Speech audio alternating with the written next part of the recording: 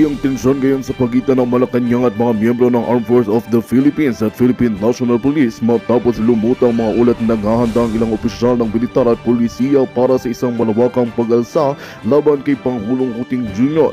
Ayon sa mga insider, may mga naganap na serye ng lihim na pagpupulong kung saan tinalakay umuring katiwalian sa pamahalaan at ang kabiguan ng administrasyon na tugunan ng pangunahing isyu ng bansa. Maring itinanggi ng tagapagsalita ng Pangulo ang mga ulat na ito at sinabing nananatiling buo ang suporta ng militar at pulisya sa administrasyon.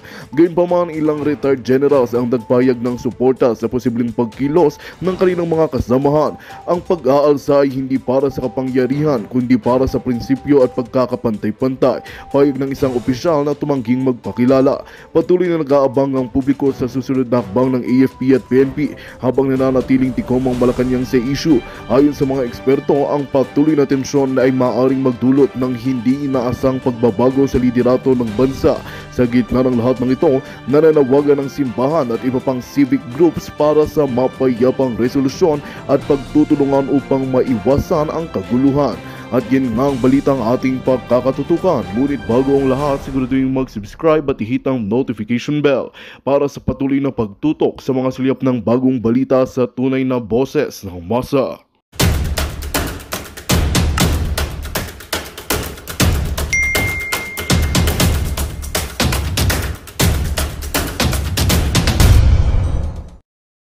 Nawala si Kaka. Buka-buka ka.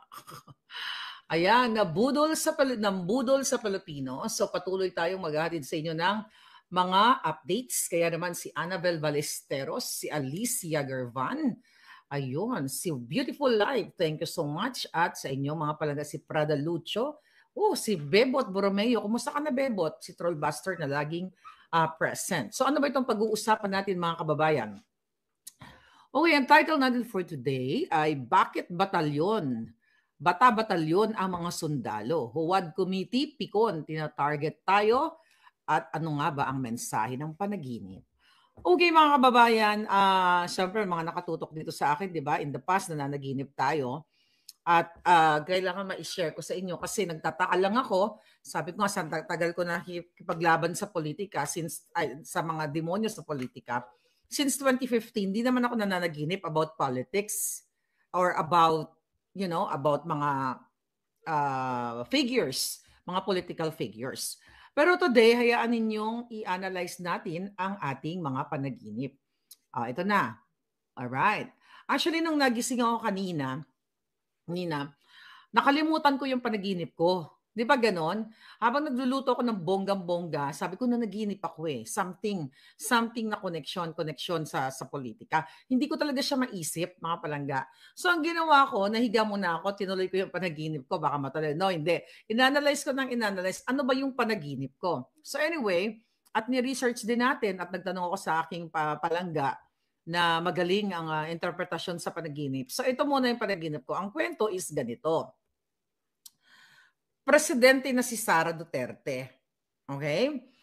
Inatasan daw niya ako na pumunta sa isang station, probinsya actually, na puro tubuhan, parang ang probinsya namin puro tubuhan at talagang open field o parang battlefield. Yung may mga magagaling dito mag-interpret. Ang weather is not maaraw. Ang weather is makulimlim. Sinatasan daw ako.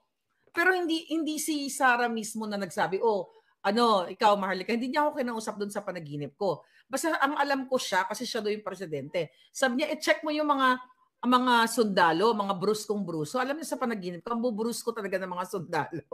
Actually, di pumunta daw ako. So nung pumunta ako, mga kababayan, nakikita ko mga tubuhan. Okay? Tapos doon sa tubuhan, nakatayo yung mga brusko, mga batang sundalo to. They're like in their 20s. 25, 30, mga ganyan. Walang masyondang sundalo na katulad ni Brownie Au-Au. So ngayon sabi ko daw sa kanila, wala na. Sabi ko, tapos na yung laban. Sabi ko, kaya ako nandito dahil para sabihin sa inyo na wala na tayong laban at pwede na kayong umuwi sa inyong mga bahay. Yun daw ang sabi ko. Pero doon sa panaginip ko, hindi nagsasalta yung mga sundalo. Parang ako lang yung bida.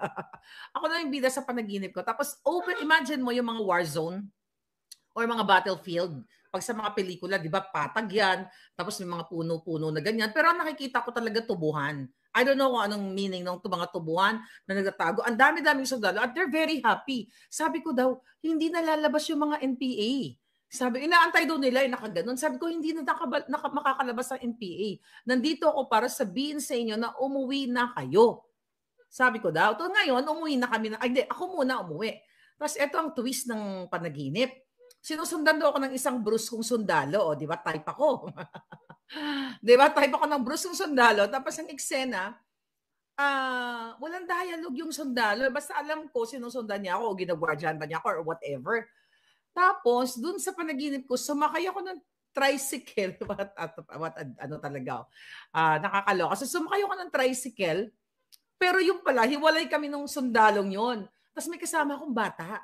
Hindi yung apo ko eh. Basta, nagtataka ako, di ba, in the last panaginip natin, laging may bata. Hindi kaya ang ibig sabihin nun is hope, dream ng mga bata. But anyway, tatapusin ko yung panaginip ko, pero hindi ko naalala ang lahat. So, sumakay daw kami ng tricycle. Doon sa panaginip ko, nakita ko daw yung sundalo. Akala niya, nandoon ako sa tricycle. Pero wala ako. So, hinanap niya ako, aburido, naman aburido. O aligaga siya, nasaan na si Marlica? So, ang ginawa ko daw, nag-shortcut ako, naglaktod ko, bala mga dudong, alam niya mga Ilonggo, naglaktod ko, dun sa may tubuhan, dun daw ako dumaan, kasi ayoko masundan ako ng sundalo, kasi bet na bet niyang alindog ko. Sabi ko sa kanya, bata is future, sabi ni Miss Mate. Sabi ko sa kanya, I'm not available, pero sunod-sunod pa daw siya. Ngayon, dun sa pag-shortcut ko, mga kababayan, naging Project 8. Di ba? Naging Project 8 yung place. From that probinsya bundok, ganun naman yung panaginip eh. Paglabas ko daw dun sa mga tubuhan, kasi sa probinsya namin may tubuhan, lumaki ako na may mga tubuhan. Paglabas ko daw doon, naging Grant Street. Sino mga taga Grant Street? Bigla ako naalala, sino taga Quezon City dyan? Anyway, I don't know ba't lumalabas sa panaginip ko. Grant is, what a word, di ba? Baka i-grant na yung ating, oh my God, ngayon ko lang na-realize, baka i-grant na yung ating laban. So anyway, tapos may nakita daw akong babae, mga palangga. No, may nakita mo na akong parang football field. Parang isang malaki-malaking field. Para siyang school. Tapos malaki-malaking field na ganon. Tapos yung field na daw yon, pwede akong dumaan doon, shortcut, para hindi ako makita ng sundalo. Kasi sinusundan niya yung alindog ko. Ngayon, tubo means sweet and harmony, sabi ni Smarty. So ngayon, sabi ko doon sa babae, sabi ko, Miss, sabi ko, pwede ba akong, may keycard daw siya eh. May keycard. You interpret. So may keycard daw siyang ganyan. Okay? Natin si Pangulo Duterte o manifesto. May keycard daw siya ganyan. Ginanon daw niya, ino-open daw niya yung door. Tapos bitbit ko daw yung bata. Sabi ko, baka naman pwede na kaming pumasok dyan, Miss. Kasi sabi ko na may sumusunod sa akin para pag-abang ko ng taxi or kung ano man ang abangan ko. Kasi tanawin daw yung street. Doon daw sa loob ng field, nakikita ko yung street. Pag pumasok ako doon sa field, diretso na ako, mabilis lang. Pero pag hindi niya ako pinapasok, iikot pa ako ng ganon. So sabi daw niya sa akin, sabi niya, pasensya na po kayo ma'am, sabi niya kasi baka matagal ako sa trabaho, may mga CCTV po dito, sabi niya ng ganon. Hindi ko po kayo mapapasok. Sabi ko naman daw sa kanya, sabi ko na ganon, sige, ayoko naman matanggal kasi trabaho mo. Sige, thank you. So naglakad daw kami kasama ng bata. Okay? Tapos, naglakad kami, gaganon-ganon daw ako, nandun daw yung bruskong sundalo. Samantalang gusto ko ng bruskong sundalo, tapos sa panaginip, tinataguan ko siya. So anyway, tapos yun, nag-aabang daw ako ng taxi, tapos naputol na yung panaginip ko. Pero alam nyo, prior to that, mayroon pa isa, hindi ko lang talaga siya maalala. Kung ano yun, alam mo, nabuang na ako sa kakaisip, no?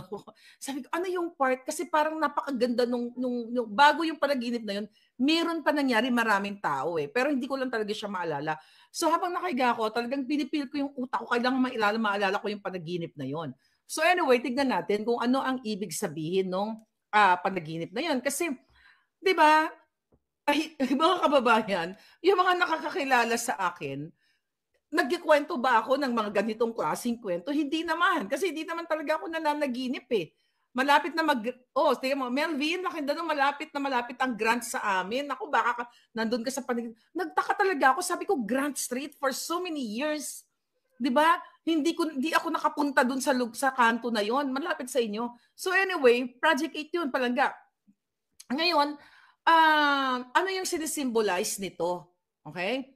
So ayon sa ating pagsaliksik, yung field daw or yung tubuhan kung saan nandoon yung mga sundalo, parang ano daw ito, nagsisimbolize ng kalayaan, kapayapaan, sabi dito, at pagkaroon ng panibagong bukas. O pagkakaroon ng panibagong bukas o kalayaan, yun ang sinasabi dito. Ngayon, sabi ko nga, mga palangga, pero nagtataka ako, bakit madilim?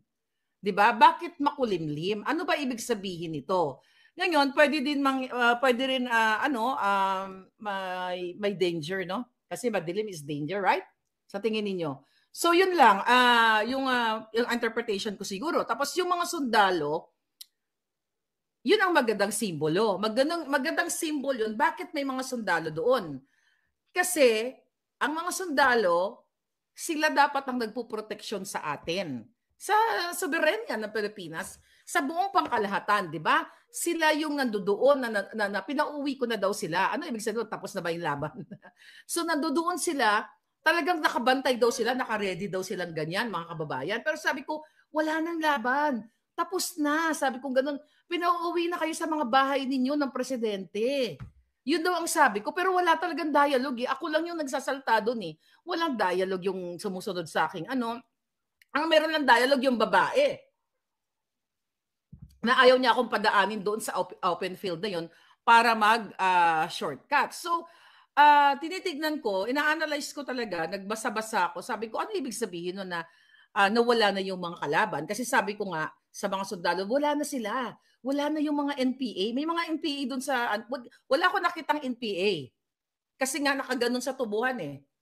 'Di ba? Sa panaginip, nakaganon doon siya naka-ready na. Wala akong nakitang bad elements doon or hindi ko nakita si Castro, 'di ba? Yung mga Makabayan Black, lahat mga buwaka ng ina, hindi ko sila nakita doon. So maaring ang tinitignan ko dito baka tatahimik na nga yung buhay ng Pilipino kapag si Sara Duterte siguro ang mamuno or matanggal na si Bangag.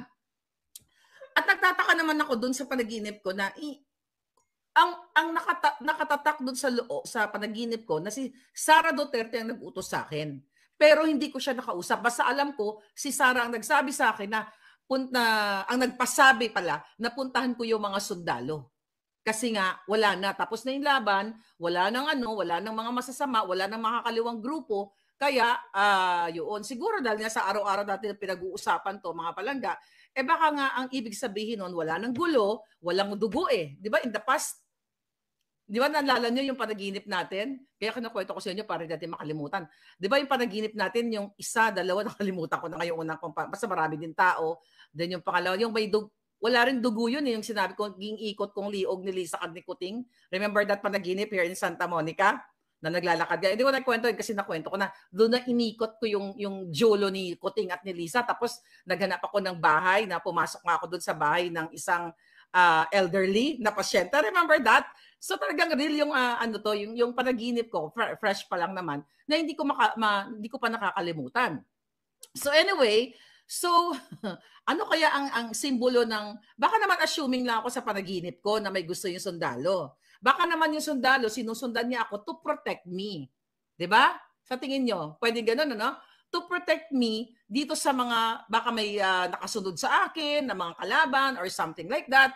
So I think yun na lang yung tinitignan ko, mga kababayan. Kasi wala namang baka naman assuming lang ako, sabi mga bros ko dyan, baka naman akala ko may gusto sa akin, kasi sabi ko doon sa panaginip, sabi ko, hindi na ako available, sabi ko na gano'n daw. Pero wala naman siya sinasabi doon sa panaginip ko. Assuming lang siguro ako doon sa panaginip ko, no? Pero nga, feeling ko nga ay talagang talagang baka guardian niya lang ako. So ano naman yung mensahe nitong nitong building, yung malaking bulwagan?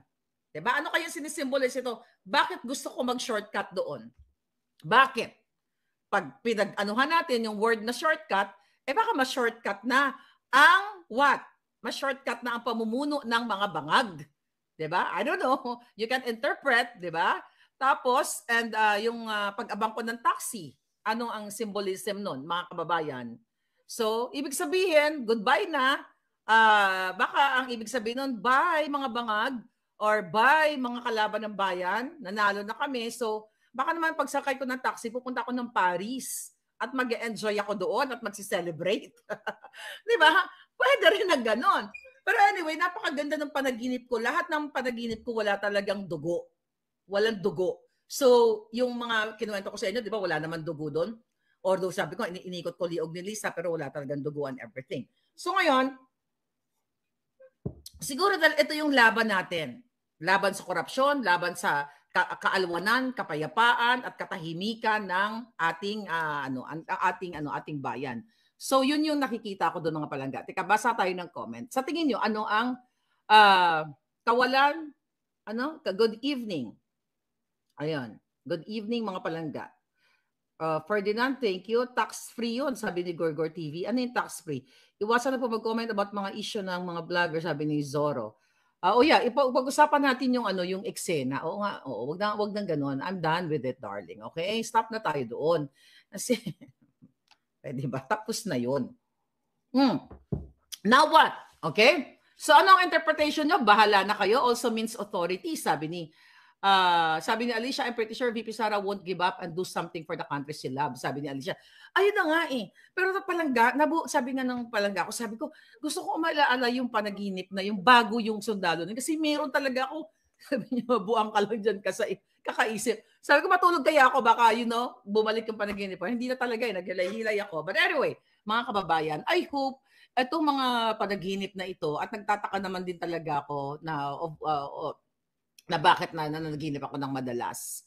Alright? So, tignan natin ang inyong alright. Sabi ni Maria Christie, si Miss Marlica, grabe ang gobyerno na ito, pati Sierra Madre Mountain Range, may nagmamining, sinira na yan ang stalwart protector against the typhoon. Okay, tamo? Wala na talaga mangyayari, mga kababayan, pag hindi nyo napawakasan yung mga bangag na yan. Sabi ni Melvin, deep in your heart, madam, you are praying for freedom from the bangag for the sake of the children. You pray for freedom from the bangag. Yes nga, siguro bakit may bata, Siguro pag, Melvin, baka talagang simbolismo yung, di ba, ang mga kabataan ay pag-asa ng bayan. Nagtataka lang, wala namang role yung bata dun sa panaginip. Remember, yung nakaraan kong panaginip na nasa bar ako, nasa bar ako, tapos pinatawag din ako. Oo, di ba pinatawag din ako ni Inday Sara kasi may ireregalo daw doon sa mga bata. Tapos pinapili ako kung kalendaryo or poster. Remember that panaginip? Wala namang role yung mga bata doon sa panaginip. Parang hindi naman sila kanausap ni Inday. But anyway, I don't know kung bakit tayo nananaginip ng mga ganito, mga kababayan. Pero, ano ba ang ating ngayon? Okay, Huwad Committee, ayan, pikon na pikon. At, kaya may mga bata-bata yung sundalo. Although may mga hindi naririnig, may mga puting ahas tayo about them, baka ito na nga. But we are praying so hard na talagang maganap ang mga dapat maganap dito. So dahil ngayon, itong Huwad Committee na ito ay pikon na naman sa atin. Mga kababayan, ano naman ang ginawa ng mga Jutang Genemes na ito? Okay? Tignan natin. Okay, naglabas sila ng resolusyon. Right? Okay. Naglabas sila ng resolusyon para patahimikin tayo o para what? Para tayo ay gipitin na naman. So lagi naman tayo ginigipit ng mga buwaka ng inang yan. Okay do. Excuse me. Okay. Resolusyon. Asan yung resolusyon nila? Okay. So naglabas ang 19th Congress na mga, hindi naman lahat yan, mga buwaka ng ina ng House Resolution number 2147. Okay, bago ko basahin yung Resolution 2147, okay. Na-scan ko lang na itong mga dilawan, itong News 5, okay, at iba pang mga medyang bayaran, ina-highlight nila yung issue ng picture ni Inday Sara at ni Pangulong Duterte na kumakain daw ng lechon. Samantala daw, ang mga Pilipino ay hirap na hirap, walang makain. Si Sara Duterte at kanyang tatay ay kumain ng lechon. Alam mo, nanggigil ako eh. Ito mga buwaka ng inang media na ito. Pero hindi nila hinighlight ang party sa Malacanang. Hindi nila tinutulig samantalang naghihirap kayo, wala kayong pang Noche Buena nung nakaraan, pang Buena Noche ngayong bagong taon, wala kayong pera, lahat and everything, mataas ang presyo ng bilihin, mataas ang kuryente, mataas ang tubig, lahat ng bills nagtaasan, pero ang sweldo ninyo ay hindi naman mataas, eto ngayon, tinitira nila, pakikipagsabuatan ng mainstream media, yung pagkain ng magtatay o ng pamilya yun, di ba?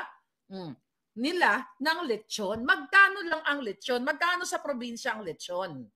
Magkano lechon ngayon sa ato dyan? Kasi dito sa amin, yung binibili ko kay dito, 140, yung ano lang yun eh, yung belly lang, $140. So magkano ang lechon sa Pilipinas? Hindi ba kaya maglechon ni Inday at ni Pangulong Duterte? Kayo nga, 3, 5 yata ang lechon. Christmas may lechon. Okay, Christmas party may lechon. Pero tahimik itong mga buwaka ng inang ito. Kayong News 5, kasi kayo, doon ko nabasa yun eh, na sinasabi, okay, na sinasabi ninyo na hindi pala kayo, yung mga ni-report ninyo, which is gusto niyo i-highlight, na habang naghihirap ang Pilipino, si Pangulong Duterte ay naglilechon, kabuwakan ng ginines yan. Why? Tahimik sila sa ginawa ni Bangag, na nag-imbita, kunwari, pinalabas na ang kaibigan ay nagregalo sa kanya ng $1.5 million, bayad pa lang yun. That is more or less, o estimate lang yan. Doon sa Duran-Duran, wala pa po yung mga nilamon. Wala pa yung bayad sa hotel. Wala pa yung mga pakimkim o kung ano pa man, wala pa. Lechon, wala pa nga 20 million. Remember that, Trollbuster, the Duran-Duran? Okay? 12,000 daw, 50 kilos. Ah, grabe, ang mura pala ng lechon. That's only $200. 50 kilos, 12,000 lang. Sana, wow, dito kasi mahal eh. Tahimik yung mga inayupak na ito. Alam nyo na yan, mga kababayan. So nakita nyo talaga na ang target talaga dito mga Duterte. Kasi nga natatakot na sila na maging presidente si Sara. Yan ang katotohanan. Dahil sa kaguluhan, nagsasapakan sila, pwede nga lang magurguran na sila dahil sa budget, sa pera ng bayan.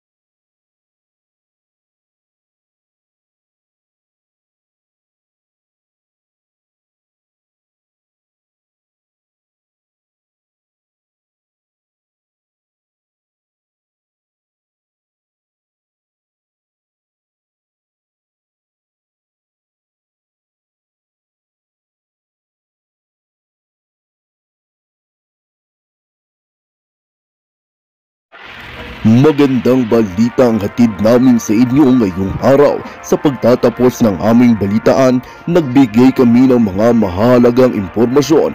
Maraming salamat sa pagtutok at pagsuporta sa aming programa. Huwag kalimutang manatili sa mga susunod na araw para sa mga bagong balita at mga kwento na dapat nating abangan. Mula sa Boses ng Masa, magandang araw, Pilipinas!